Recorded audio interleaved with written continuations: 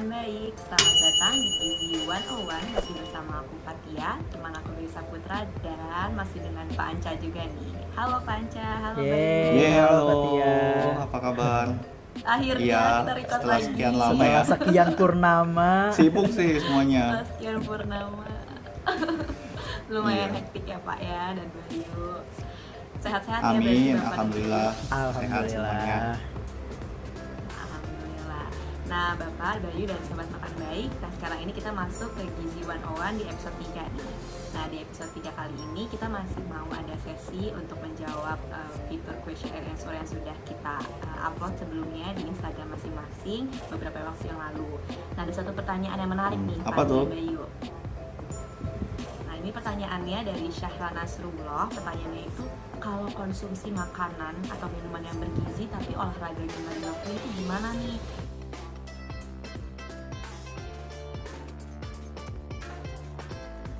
Itu sih Pak pertanyaannya Bapak dan Bayu. Mungkin buat mempersingkat waktu kita langsung bahas Siap, aja kali ya siap. Bapak dan Wih, Bayu. langsung Oke, banget ya. Langsung gercep ya kita ya sekarang. Oke. Oke, mungkin seperti biasa lah dimulai dari Bayu dulu ya sebelum ke Panca. Silakan Bayu. Oke, thank you atas pertanyaannya, Sobat Makan Baik semua. Tadi pertanyaannya, ketika kita udah konsumsi makanan dan minuman yang bergizi gitu ya, tapi tidak melakukan olahraga itu seperti apa? Nah, mungkin udah sempat disinggung juga gitu di sebelumnya bahwa yang kita kemarin membahas mengenai pedoman gizi seimbang itu poin di situ bukan hanya mengonsumsi makanan yang beragam, dalam hal ini adalah bergizi saja gitu, tapi harus menyeimbangkan juga dengan olahraga. Namun tadi pertanyaannya, kenapa ketika kita mengonsumsi makanan tapi tidak olahraga itu seperti apa? Nah, hal tersebut dapat mengakibatkan gangguan ataupun masalah gizi juga gitu, karena apa yang kita makan itu tidak diolah oleh tubuh untuk kegiatan ekskresi gitu, atau untuk membuang kalori yang sudah dimakan tersebut. Alhasil apa? Akan terjadi penumpukan lemak, kemudian gula dan lain sebagainya, menyebabkan masalah-masalah gizi yang lain. Seperti itu. Nah, makanya di PGS yang udah kita bahas sebelumnya itu menganjurkan selain makan makanan yang beragam, juga di situ terdapat aktivitas fisik gitu. Dan dalam hal ini kita juga harus bisa membedakan antara olahraga dan juga beraktivitas fisik. Nah, tidak harus berolahraga secara berat gitu ya. Kita melakukan aktivitas fisik seperti berjalan kaki, kemudian menyapu, beberes rumah, itu pun sudah termasuk aktivitas fisik. Jadi alangkah lebih baiknya ketika kita mengonsumsi makanan yang bergizi sesuai dengan pedoman gizi seimbang, itu diseimbangkan juga dengan aktivitas fisik ataupun olahraganya. Seperti itu Fatia. Jadi dua hal ini nih nggak bisa dipisahin gitu loh, kayak kita bertiga gitu. Luar biasa. Luar biasa. Iya. Manis ya Pak ya. Arahnya gitu loh Pak.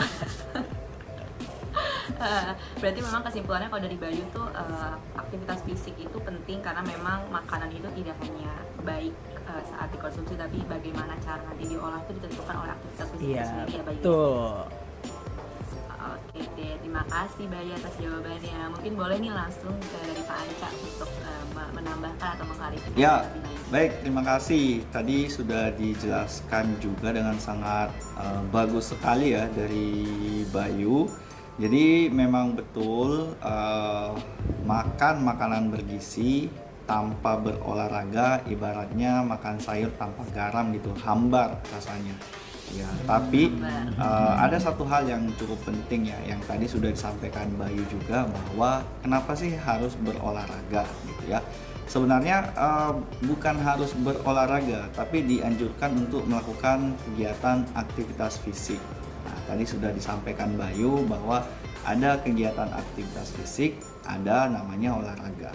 Bedanya apa? Ya, bedanya jelas. Olahraga itu sesuatu yang dilakukan atau latihan fisik yang dilakukan dengan terstruktur dan terencana. Ada jadwal-jadwalnya. Dan kenapa harus melakukan ini semua? Kenapa harus melakukan aktivitas fisik?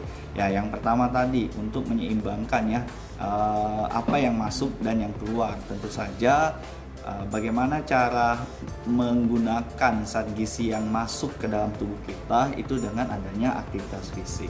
Nah, selain aktivitas fisik, sebenarnya zat gizi juga digunakan untuk kegiatan metabolisme. Nah, untuk kegiatan metabolisme di dalam tubuh itu berjalan dengan baik, maka perlu didukung dengan kegiatan aktivitas fisik. Dan ada banyak manfaat aktivitas fisik ya dibandingkan tanpa melakukan aktivitas fisik, dan beberapa penelitian juga sudah menyampaikan atau memperlihatkan hasil yang signifikan. Misalnya ada penelitian yang membandingkan adalah dengan menu diet gizi seimbang tanpa olahraga, kemudian di kelompok yang satunya intervensinya diberikan menu diet gizi seimbang dengan olahraga, dan sangat jelas di mana kebugaran, kemudian daya tahan tubuh, terhindar dari penyakit, itu ternyata di kelompok yang intervensinya menu gizi seimbang dengan olahraga yang teratur minimum 30 menit ya selama 3-5 hari dalam sepekan, dalam seminggu, itu hasilnya memang lebih bagus di kelompok itu ya. Tingkat kesakitannya lebih rendah, kemudian daya tahan tubuh, kebugaran, bahkan ya jam tidurnya bisa lebih teratur gitu, atau tidurnya bisa lebih nyenyak. Kenapa tidur lebih nyenyak ini sangat penting?